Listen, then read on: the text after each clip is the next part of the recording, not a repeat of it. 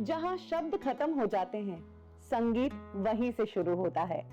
आज music industry की जिस जोड़ी के बारे में मैं बात कर रही हूं, उन्होंने 45 इयर्स तक इंडियन म्यूजिक इंडस्ट्री पर अपना जादू चलाया था। कोई इंसान दर्द में है तो इनके म्यूजिक ने उसे सुकून दिया है, और अगर कोई शख्स प्यार में पड़ गया है और अपने दिल की बात कह नहीं पा रहा है तो इनके म्यूजिक का सहारा लेकर उसने अपने जज्बातों को बयां किया है। एक इंसान अपनी पूरी जिंदगी में जितनी फिल्में नहीं देख पाता है, उससे कई ज्यादा फिल्मों में इन्होंने अपना म्यूजिक दिया है और अपने म्यूजिक का जादू चलाकर फिल्मों में जान फूकी है। आप समझ गए होंगे मैं किसकी बात कर रही हूँ। हमारी म्यूजिक इंडस्ट्री के म्यूजिकल जीनियस जोड़ी की, यानी कि लक्ष्मीकांत और प्यारेलाल की, जिन्हें हम एलपी के नाम से जानते हैं।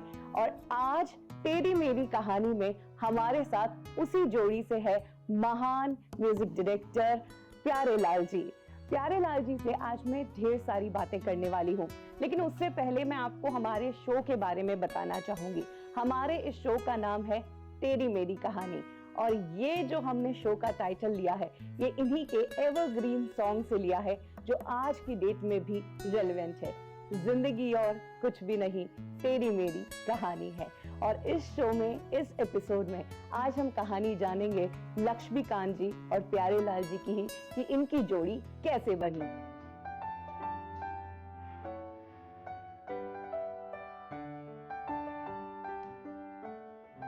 प्यारेलाल जी, वेलकम टू द शो। सबसे पहले मैं आपका आशीर्वाद चाहूंगी शो शुरू करने से पहले। देखिए, आशीर्वाद की बात ऐसी है कि संगीत के अंदर वैसे ही आशीर्वाद है, क्योंकि संगीत जो है वो इतनी अच्छी चीज़ है जी संगीत जी कि उस हर चीज़ के अंदर सुर है। जी सुर के अंदर जो जो सुर है, मतलब मैं जो कहना चाहता हूँ आपको कि संगीत के अंदर पहले ये आदमी ने सीखा हुआ है कि जाके कोई भी गुरु है या अपने से बड़े हैं, उनको जाके पाँव छू लो। जी। ये मतलब रीच है। आपके घर में ही संगीत का माहौल था। आपके पिताजी खुद एक म्यूजिशियन थे। पंडित राम प्रसाद जी के बारे में कुछ बताइए ना। तो मेरे father Ram Prasad ji trumpet player और म्यूजिशियन थे। तो पहले बैंड से वो आ गए बॉम्बे में। अच्छा। तो बॉम्बे में उस जमाने में अच्छे अच्छे कंपोजर थे जी मेरा जन्म 1940 में हुआ जी। उसके बाद में मेरी माँ के पास था, कहाँ, कलकत्ता में। हाँ। मेरी माँ वहाँ थी जी। उनको रोमांस था, तो ठीक है। तो मेरे पिताजी वो जब यहाँ पे आया बॉम्बे, तो 2 साल रहे। फिर उनको याद आई, बहुत प्यार रहा कि मेरी माँ है, उनकी डेथ हो गई। अच्छा। 3 साल के बाद। जी। तो मेरे फादर मुझे बॉम्बे साथ में ही लेके आते। अच्छा। उस ज़माने में मेरा छोटा भाई था जो बहुत अच्छे कंपोज़र रहे, आज नहीं है वो, लेकिन गणेश जी बहुत क्या क्या गाने बनाए उन्होंने। अच्छा, अब कलकत्ता से मेरे फादर मुझे लेके आए बॉम्बे में, और वो साथ में रखते थे, क्योंकि दोस्त को नहीं रहे तो फादर रखते थे। तो उस ज़माने में क्या था कि हुसैन भगत राम, एस महेंद्र, नौशाद, गुलाम मोहम्मद, ये सबसे और बहुत अच्छे अच्छे कंपोजर थे। तो मेरे फादर मुझे साथ में ले जाते। अच्छा। साथ में। हाँ। क्योंकि कोई नहीं, और मैं भी कुछ बोलता नहीं, जब बच्चा था, लेकिन जैसे काम कर रहे हैं तो अभी दिन भर थक गया मैं, टेक बजा रहे हो, रिकॉर्डिंग, थक गया तो मैं यहाँ बैठ जाता था और पिताजी बजाते थे ट्रम्पेट, यहाँ बैठे तो मैं देखता नोटेशन देखता रहता।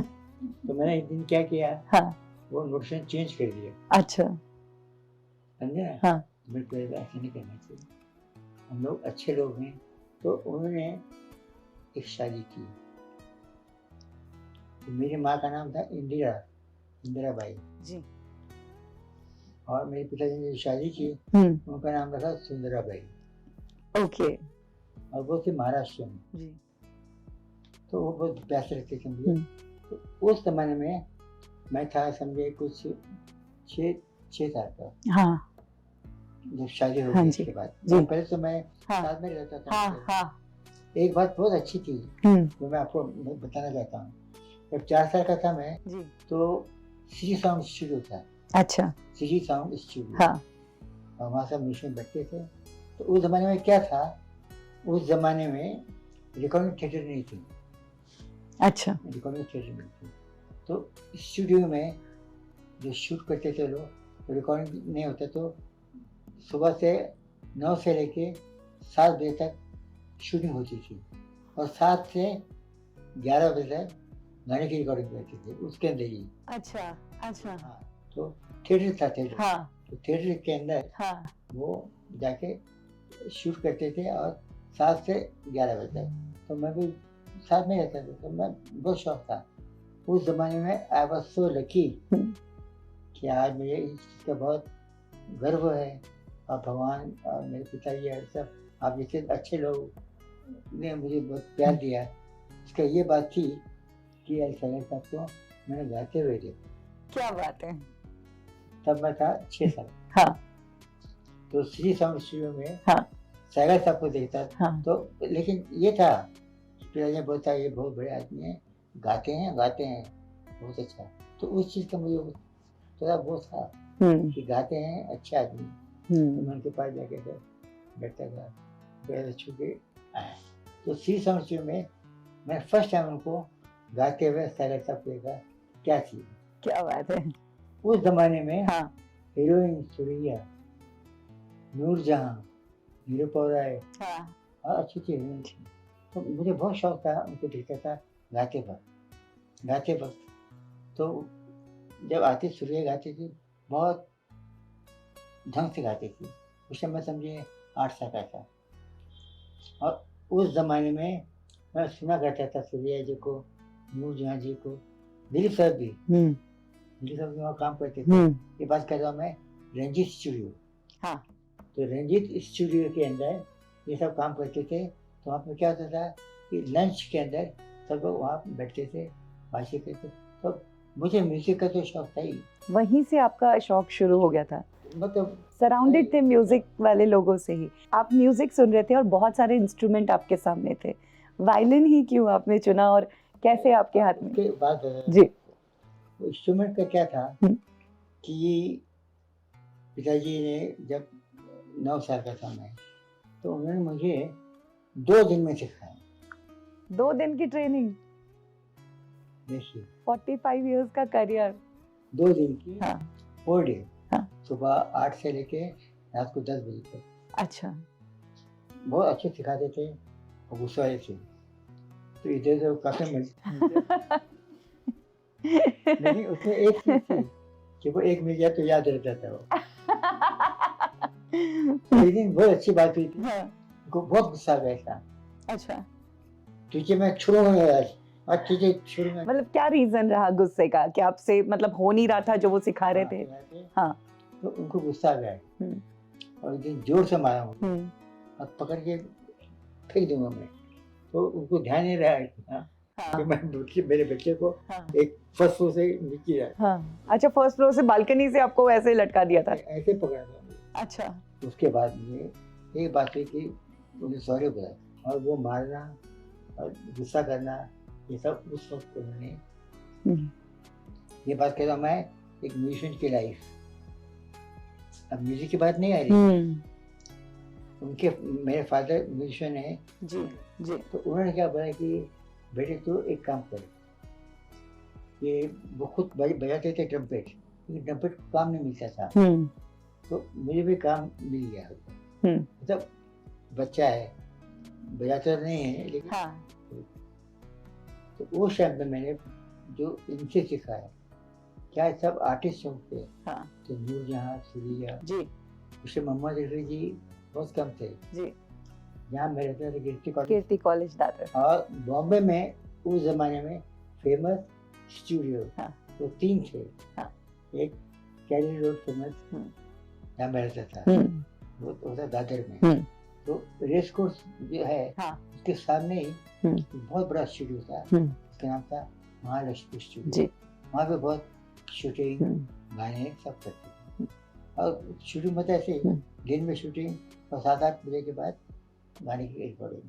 अच्छा, तो कह सकते हैं कि खेलने की उम्र में आप काम पे लग गए थे? लग गया था। लग गए थे। मुझे अच्छे से मालूम है हाँ। कि एक गाना रिकॉर्डिंग थी, हाँ।